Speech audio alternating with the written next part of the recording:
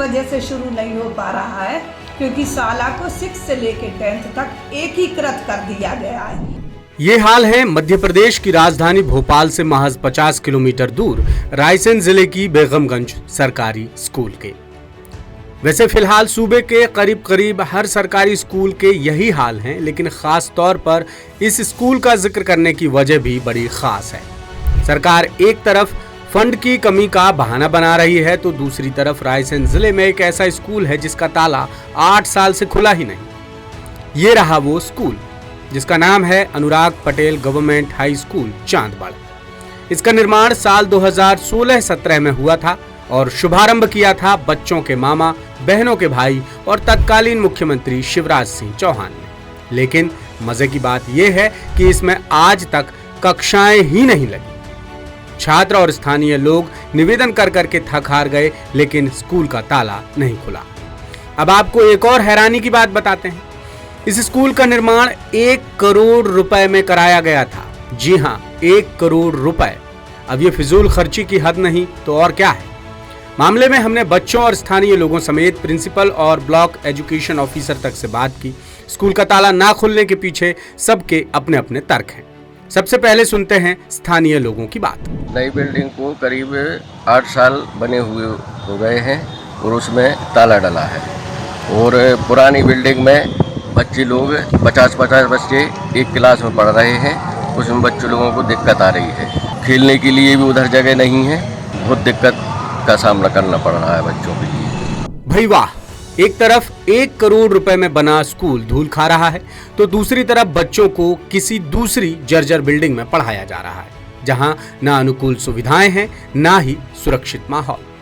हमने बीईओ से बात की तो वो एकीकृत स्कूल जैसे नियम कायदों का हवाला देने लगे। वहाँ वो नई बिल्डिंग बनी है, वहाँ एकीकृत शाला कर दी गई है।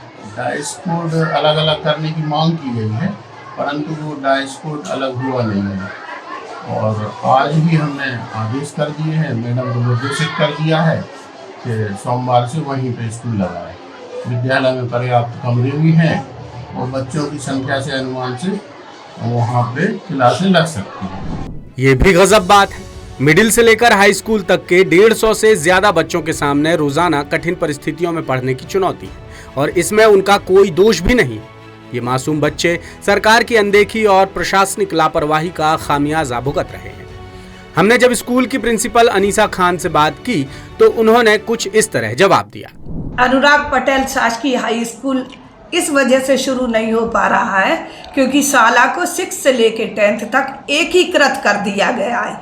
एकीकृत होने के कारण हमें एक ही डाइस कोड 233-402-04-003 प्राप्त हुआ है, जिसके अंतर्गत 6ठी से लेकर 10वीं तक हर विषय को पढ़ाने वाला केवल एक ही शिक्षक है। जो शिक्षक 6ठी को पढ़ा रहा है वो ही 10वीं तक पढ़ा रहा है उस विषय को। और शाला का यदि डाइस कोड अलग हो जाता है तो हमारे हाई स्कूल के अलग शिक्षक हमें प्राप्त हो जाएंगे। स्कूल माध्यमिक विभाग से हाई स्कूल की दूरी अधिक है, इस कारण से कोई माध्यमिक विभाग के शिक्षक हाई स्कूल पीरियड लेने नहीं जा पाएंगे। अगर डाइस कोड अलग हो जाता है तो हमें शिक्षक भी प्राप्त हो जाएंगे और हम अपनी शाला में जो हमारे लिए भवन मिला है हाई स्कूल का, उसमें सुचारू रूप से कक्षा 9th कक्षा 10th यानी हाई स्कूल अच्छे से चला पाएंगे। यानी सरकारी सिस्टम के आगे बच्चों और स्थानीय लोगों से लेकर प्रिंसिपल और बीईओ तक सब बेबस हैं और जिसकी एक ही वजह है सरकार की अनदेखी, प्रशासनिक लापरवाही। अब कुछ और तथ्य देखें तो चांदबड़ में 6वीं से 8वीं तक कुल 103 और 9वीं से 10वीं तक कुल 70 यानी मिडिल से लेकर हाई स्कूल तक के कुल 173 बच्चे दर्ज हैं, जिन पर 6 शिक्षक पदस्थ हैं।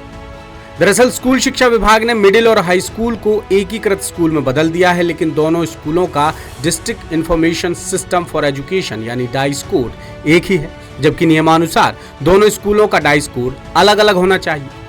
लेकिन सबसे बड़ा सवाल यह है कि इसमें बच्चों की क्या गलती है, वो क्यों फिजूल की सजा भुगत रहे हैं। अब ऐसा नहीं है कि स्कूल शुरू कराने के लिए निजी स्तर पर कोई प्रयास नहीं किए गए।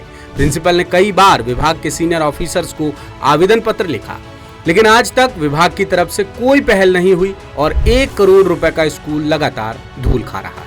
समय के साथ बिल्डिंग जर्जर होती जा रही है और बच्चों को किसी दूसरी क्षतिग्रस्त भवन में पढ़ाया जा रहा है जो कभी भी गिर सकता है। सरकार ने आम जनता की गाढ़ी कमाई से मिले 1 करोड़ रुपए खर्च कर स्कूल बनवाया, लेकिन अफसरशाही की सुस्ती और लापरवाही ने समय को 8 साल पीछे धकेल दिया।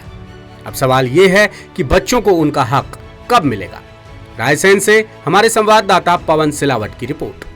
लेटेस्ट, इन्वेस्टिगेटिव और इन डेप्थ खबरें देखने के लिए ज्वाइन कीजिए द सूत्र का व्हाट्सएप चैनल, सब्सक्राइब कीजिए यूट्यूब चैनल, लाइक कीजिए फेसबुक पेज और पढ़ते रहिए वेबसाइट www.dasudr.com।